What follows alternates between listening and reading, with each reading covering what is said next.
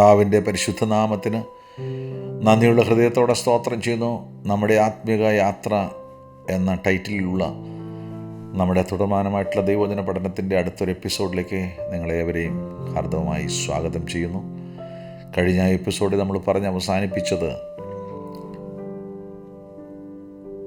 ബേഥേലിലെത്തിയ യാക്കോബ് ദൈവമായി ഒരു ഉടമ്പടി ചെയ്തു. താൻ തൂണാക്കി നിർത്തിയ ദൈവത്തിൻ്റെ ആ കല്ല് ദൈവത്തിൻ്റെ ആലയമാകുമെന്നും തനിക്ക് ലഭിക്കുന്ന സകലത്തിനും താൻ ദശാംശം കൊടുക്കുമെന്നും യാക്കോബ് ഉടമ്പടി ചെയ്ത് ദൈവമായിട്ടൊരു ഉടമ്പടി ബന്ധത്തിലേക്ക് വന്നു.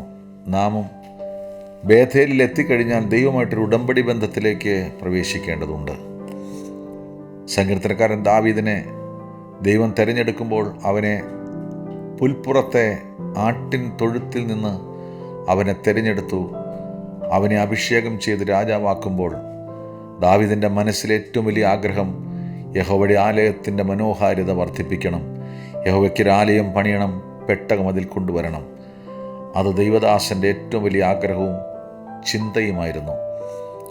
ദാവീദ് 27-ാം സംഘത്തിൽ ഇങ്ങനെ പറയുന്നുണ്ട്, യഹോവയുടെ മനോഹരത്വം ഞാൻ ഒരു കാര്യം മാത്രം ആഗ്രഹിച്ചു, അത് മാത്രം ചിന്തിക്കുന്നു, യഹോവയുടെ മനോഹരത്വം കാണുവാനും അവൻ്റെ ആലയത്തിൽ നിത്യം വസിക്കേണ്ടതിനും അവൻ്റെ ആലയത്തിൽ താമസിക്കേണ്ടതിനും എൻ്റെ ആഗ്രഹം അതാണ്. കർത്താവിൻ്റെ ആലയം വിട്ടുപിരിയാതെ നിൽക്കണം. നിങ്ങൾ യോശുവയെക്കുറിച്ച് പഠിച്ചിട്ടുണ്ടല്ലോ. യോശുവ ആലയം വിട്ടുപിരിയാതെ നിന്നു. ആ ഒറ്റ കാരണം കൊണ്ടാണ് മോശയുടെ സക്സസറായിട്ട് യോശുവയെ തിരഞ്ഞെടുക്കാനിടയായത്. ഏലിയാവിനെ എന്തുകൊണ്ടാണ് സക്സസറായിട്ട് എലീശയെ തിരഞ്ഞെടുത്ത് ചോദിച്ചാൽ ഒറ്റക്കാര്യം ഞാൻ പറയാം, എലീശ ഏലിയാവിനെ വിട്ടുപിരിയാതെ, തൻ്റെ ഗുരുവിനെ വിട്ടുപിരിയാതെ പിന്തുടർന്നുകൊണ്ട്. ഇന്ന് പകൽ പുതിയ നിയമവിശ്വാസിയോട് ഞാൻ പറയട്ടെ, യേശു കർത്താവിനെ രക്ഷകനായി സ്വീകരിച്ചു, ശരി, നിങ്ങൾ അവനുമായി ഒരു ഉടമ്പടി ബന്ധത്തിലേക്ക് വന്നിട്ടുണ്ടെങ്കിൽ, അവനുമായൊരു പ്രതിഷ്ഠാബന്ധത്തിലേക്ക് വന്നിട്ടുണ്ടെങ്കിൽ, ഇനി അവനെ പിരിഞ്ഞ് നിങ്ങൾക്ക് എന്നെ പിരിഞ്ഞ് ഒന്നും ചെയ്യുവാൻ കഴിയില്ലെന്ന് പറഞ്ഞ കർത്താവ്, ഞാൻ സാക്ഷാൽ മുന്തിരിവള്ളിയും നിങ്ങൾ കൊമ്പുകളുമാകുന്നു, എന്നിൽ വസിക്കാത്ത കൊമ്പൊക്കെയും വെട്ടിക്കളയും, എന്നാൽ എന്നിൽ വസിക്കുന്ന കൊമ്പൊക്കെയും അധികം ഫലം കായ്ക്കേണ്ടതിന് ചെത്തി വെടിപ്പാക്കും. അങ്ങനെയാണെങ്കിൽ ദൈവപൈതലെ, നമ്മൾ ദൈവമായിട്ടുള്ളൊരു എൻകൗണ്ടറിലേക്ക് വന്നാൽ ചിലതെല്ലാം ദൈവം നമ്മളിൽ നിന്ന് ചെത്തി മാറ്റും. എന്തിനാണ്? ആ പ്രൂണിങ് നടക്കുന്നത് നമ്മളിൽ കൂടെ കൂടുതൽ ഫലമുണ്ടാകുവാനാണ്. നിങ്ങൾക്ക് രക്ഷയും വിടുതലും സമ്പത്തും ഐശ്വര്യവും നൽകി കാത്തു സൂക്ഷിക്കുന്ന, നിങ്ങളെ ദിനംതോറും നടത്തുന്ന ഈ ദൈവത്തിന് വേണ്ടി നിങ്ങൾ എന്ത് ചെയ്തു? ഇന്ന് പകൽ ഞാനൊരു ചോദ്യം നിങ്ങളോട് ചോദിക്കട്ടെ, ഈ കർത്താവിന് വേണ്ടി നിങ്ങൾ എന്താണ് ചെയ്തത്? നിങ്ങൾ എത്ര പേരെ ക്രിസ്തുവിലേക്ക് നടത്തി? സാധിച്ചിട്ടില്ലെങ്കിൽ നിങ്ങൾ ഇന്നും ഗിൽഗാലിലാണ്. You are still in Gilgal. You must come out from there and go to Bethel. നിങ്ങൾ ബേഥേലിലേക്ക് പോകണം. നിങ്ങളെ ദൈവത്തിന് ആവശ്യമുണ്ട്. ഇന്നും ആ ദൈവശബ്ദം മുഴങ്ങുകയാണ്. യെശയ്യാവ് 6:6 അവസാനത്തിൽ കേട്ട ദൈവശബ്ദം, ആർ എനിക്ക് വേണ്ടി പോകും, ആർ നമുക്ക് വേണ്ടി പോകുമെന്ന് സ്വർഗത്തിൽ ഇന്നും ആ ശബ്ദമുണ്ട്. കർത്താവ് നോക്കുന്നത് നമ്മളെയാണ്. ആർ നമുക്ക് വേണ്ടി പോകും? പ്രിയരെ, കർത്താവിന് വേണ്ടി പോകുവാൻ കർത്താവ് ഇന്നും ആളെ തരികയാണ്. 18-ാം നൂറ്റാണ്ടിലെ വലിയ ഉണർവ് നടന്നപ്പോൾ, ഒരു റിവൈവൽ നടന്നപ്പോൾ, ആ ഉണർവിന് നേതൃത്വം കൊടുത്ത സിൻസെൻഡോർഫ് എന്ന് പറയുന്ന അഭിഷക്തനെ കുറിച്ച് ഞാൻ വായിച്ചിട്ടുണ്ട്. സ്തോത്രം. സിൻസെൻഡോർഫ് ഒരു ഓസ്ട്രേലിയൻ നോബിൾമാൻ ആയിരുന്നു. ഉന്നത പദവി അലങ്കരിച്ചിരുന്ന മനുഷ്യൻ, പ്രവാസികളുടെ നടുവിൽ വസിക്കുന്ന ആ ദൈവദാസൻ, ആ ദൈവത്തിന് സ്തോത്രം, ഒരു ദൈവ പൈതലായിരുന്നില്ല. ഒരു ചിത്രപ്രദർശനം കാണുവാൻ അദ്ദേഹം ഒരു ആർട്ട് ഗ്യാലറി ചെല്ലുമ്പോൾ ക്രൂശിതനായിരിക്കുന്ന യേശു കർത്താവിൻ്റെ ഒരു പൂർണ്ണകായ ചിത്രത്തിൻ്റെ മുമ്പിൽ തൻ്റെ കണ്ണുകൾ ഉടക്കി. അദ്ദേഹം ആ ചിത്രത്തിൽ പേർത്തും നോക്കിക്കൊണ്ടിരുന്നു. വിലാപ്പുറം കുത്തിത്തുളച്ച് രക്തമൊഴുകുന്നതും കൈകാലുകൾ ആണികളാൽ തറയ്ക്കപ്പെട്ടതുമായ ക്രൂശിക്കപ്പെട്ട യേശു കർത്താവിൻ്റെ രൂപം കണ്ട് തൻ്റെ ഹൃദയം വിങ്ങി. താൻ ആപാദചൂടം ആ രൂപത്തെ സസൂക്ഷ്മം നോക്കിക്കൊണ്ടിരിക്കുമ്പോൾ അതിൻ്റെ അടിയിൽ ചിത്രകാരൻ ഒരു കുറിപ്പ് എഴുതി വച്ചിട്ടുണ്ട്. ഇതെല്ലാം ഞാൻ നിനക്ക് വേണ്ടി ചെയ്തു, നീ എനിക്ക് വേണ്ടി എന്ത് ചെയ്തു എന്നൊരു ചോദ്യം. ആ ചോദ്യം അദ്ദേഹത്തിൻ്റെ ഹൃദയത്തെ വല്ലാതെ ഉലച്ചു കളഞ്ഞു. ആ ചെറുപ്പക്കാരൻ 27-ാമത്തെ വയസ്സിൽ അവിടെ നിന്നുകൊണ്ട് കർത്താവിനോട് പറഞ്ഞു, കർത്താവേ, ഞാൻ നിനക്ക് വേണ്ടി എന്ത് ചെയ്യണം? ഞാൻ തയ്യാറാണ്.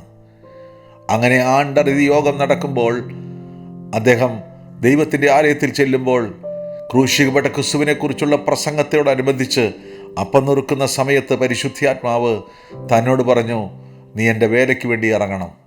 അന്ന് രാത്രിയിൽ ആ ചെറുപ്പക്കാരൻ കർത്താവിൻ്റെ വേലയ്ക്ക് വേണ്ടി ഇറങ്ങി. പരിശുദ്ധാത്മാവ് നിർദ്ദേശിച്ചതനുസരിച്ച് 24 പേരുള്ളൊരു പ്രെയർ ഗ്രൂപ്പിനെ അദ്ദേഹം സെറ്റ് ചെയ്തു. 24 മണിക്കൂറും പ്രാർത്ഥിക്കുന്ന 24 യുവതി യുവാക്കൾ.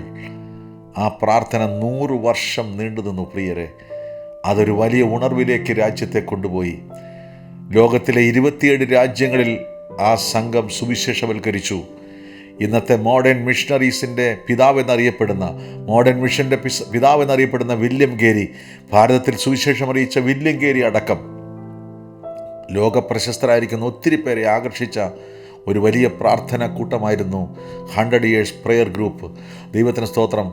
മൊറേവിയൻ റിവൈവൽ എന്നറിയപ്പെടുന്ന ചരിത്രത്തിലെ ഏറ്റവും ശക്തമായ ഉണർവിന് കാരണക്കാരനായി തീർന്നത് സെൻസെൻഡ് ഓഫ് എന്ന് പറയുന്ന അനുഗ്രഹീതനായ ദൈവദാസനാണ്. ഞാൻ പറയട്ടെ, നിങ്ങൾ ഏത് പ്രായക്കാരനായിരുന്നാലും, ഏത് കാലാവസ്ഥയിലുള്ള ആളായിരുന്നാലും, എത്ര ചെറുപ്പമായിരുന്നാലും, എത്ര വലിപ്പമുള്ള ആളായിരുന്നാലും, ഞാനൊരു കാര്യം പറയാം, ഇന്ന് പകൽ നിങ്ങൾ ദൈവത്തിന് വേണ്ടി എന്തെങ്കിലും ചെയ്യുവാൻ തീരുമാനമെടുക്കുന്ന പക്ഷം, ദൈവമായിട്ടൊരു ഉടമ്പടി ബന്ധത്തിലേക്ക് വരുന്ന പക്ഷം, ദൈവം നിങ്ങൾക്ക് വേണ്ടി അത്ഭുതങ്ങളെ ചെയ്യും. ഒരു കൊയ്ത്ത് കർത്താവ് നമുക്കും വെച്ചിട്ടുണ്ട്. ഇത് നാം മടിയിൽ കയ്യും പൂഴ്ത്തിയിരിക്കേണ്ട, ഉദാസീനരായിരിക്കേണ്ട സമയമല്ല. Get up and do something. Yes, നിങ്ങൾ ബേഥേലിലെത്തി, made a covenant with God, but still you are happy. നിങ്ങളിപ്പോഴും ബേഥേലിൽ ഹാപ്പിയാണോ? നിങ്ങൾ ആത്മാവിൽ ആരാധിക്കുന്നു, ശരിയാണ്. നിങ്ങൾ സുവിശേഷ പ്രവർത്തനം നടത്തുന്നത് ശരിയാണ്. നിങ്ങളുടെ യാത്ര തീർന്നിട്ടില്ല. ഏലിയാവ് പറഞ്ഞു, എലീശേ, നീ ബേഥേലിൽ തന്നെ നിന്നുകൊള്ളുക, എനിക്ക് യെരിഹോവിലേക്ക് പോകേണ്ടതുണ്ട്. ദൈവം എന്നെ യെരിഹോവിലേക്ക് അയക്കുകയാണ്. ആ ചെറുപ്പക്കാരൻ പറഞ്ഞു, നോ, നിന്നെ അയച്ച ദൈവം എന്നെയും നിന്റെ കൂടെ അയക്കുകയാണ്. ഞാൻ നിന്റെ കൂടെ പോരും. യഹോവയാണേ, നിന്റെ ജീവനാണേ, ഞാൻ നിന്നെ വിടുകയില്ലെന്ന് പറഞ്ഞ് ആ ചെറുപ്പക്കാരൻ ഏലിയാവിൻ്റെ പിന്നാലെ പിന്തുടരുകയാണ്. ഇന്ന് പകൽ എന്നെ കേൾക്കുന്ന പ്രിയരെ, ചിലരൊക്കെ ബേഥേലിൽ ഹാപ്പിയാണ് കേട്ടോ. ആരാധനയുണ്ട്, കൂട്ടായ്മയുണ്ട്, പാട്ടുണ്ട്, സംഗീതമുണ്ട്, എല്ലാമുണ്ട്. പക്ഷേ അവിടെ കൊണ്ട് നാം തൃപ്തരാകരുത്. എൻ്റെ ജീവിതം ഞാൻ കർത്താവിനും അവൻ്റെ ആലയത്തിനും വിട്ടുകൊടുത്തു, അതുകൊണ്ട് തീർന്നില്ല. ഇരമ്യാ പറയുന്നൊരു കാര്യമുണ്ട്, ദൈവത്തിൻ്റെ ആലയം, യഹോവയുടെ ആലയം എന്ന് പറഞ്ഞ് നിങ്ങൾ ചതിക്കപ്പെടരുത്. അതിനപ്പുറത്തായി നിങ്ങൾക്കൊരു മിനിസ്ട്രി ഉണ്ട്. ദൈവത്തിന് സ്തോത്രം. എന്നാൽ ബേഥേലിനും അപ്പുറം ഒരു സ്ഥലമുണ്ട് പ്രിയരെ, Jericho, where you meet the son of God. ദൈവപുത്രനെ സന്ധിക്കുന്നൊരു സ്ഥലമുണ്ട്. അതിൻ്റെ പേരാണ് യെരിഹോ. ഇന്ന് പകൽക്കാലം നിനക്ക് കടന്നു കയറാൻ കഴിയാത്ത, നിന്നെ കടത്തത്തിൽ എന്ന് പറയുന്ന ചില സ്ഥലങ്ങളിൽ നീ കുടുങ്ങിപ്പോകുമ്പോൾ, നിന്റെ ശുശ്രൂഷ മണ്ഡലത്തിൽ നിന്നെ പിശാച് വട്ടം കറക്കി നിന്നൊരു വട്ടത്തിനകത്താക്കി നിർത്തുമ്പോൾ, ഇന്ന് പകൽ ഞാൻ പറയാം, നീ ജെറിക്കോയിലേക്ക് പോകുക. യെരിഹോ നീ ദൈവപുത്രനുമായി നേരിട്ട് എൻകൗണ്ടർ ചെയ്യുന്ന സ്ഥലമാണ്. ആ കാര്യത്തെക്കുറിച്ച് അടുത്ത ആഴ്ചയിൽ നമുക്ക് ചിന്തിക്കാം. ഇന്നത്തെ ഈ എപ്പിസോഡ് ഇവിടെ അവസാനിപ്പിക്കുന്നു. ദൈവം നിങ്ങളെല്ലാവരെയും ധാരാളമായിട്ട് അനുഗ്രഹിക്കട്ടെ.